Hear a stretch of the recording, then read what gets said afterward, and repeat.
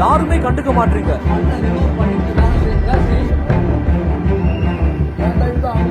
யாருக்காவது ஏதாவது ஆச்சுன்னா யாரு பதில் சொல்லுவீங்க என்று அதிகாரிகளிடம் சரமாரியாக கேள்வி எழுப்பிய பொதுமக்கள்.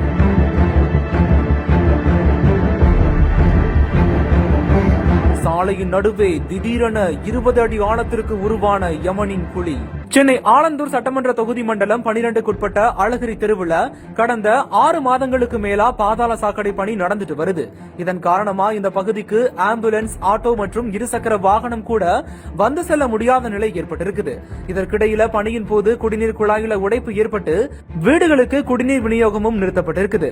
இந்த நிலையில தான் குடிநீர் குழாயில உடைப்பு ஏற்பட்டதன் காரணமா பூமிக்குள்ள திடீரென 20 அடி ஆழத்திற்கு பள்ளமும் ஏற்பட்டிருக்குது.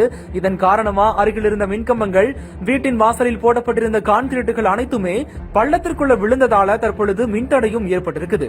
இதுகுறித்து பலமுறை அதிகாரிகள் கிட்ட புகார் கொடுத்துமே இதுவரை எந்தவித நடவடிக்கையும் எடுக்கப்படலன்னு கூறப்படுது.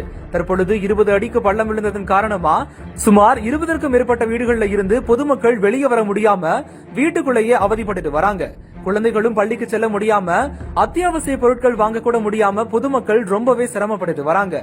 இதனால உடனடியா நடவடிக்கை எடுத்து பள்ளத்தை மூட வேண்டும் என்று அந்த பகுதி மக்கள் அதிகாரிகள் கிட்ட கோரிக்கை விடுத்ததோட வாக்குவாதத்திலையும் ஈடுபட்டிருக்காங்க. இதனால அந்த பகுதியில சிறிது நேரம் பரபரப்பும் காணப்பட்டிருக்குது.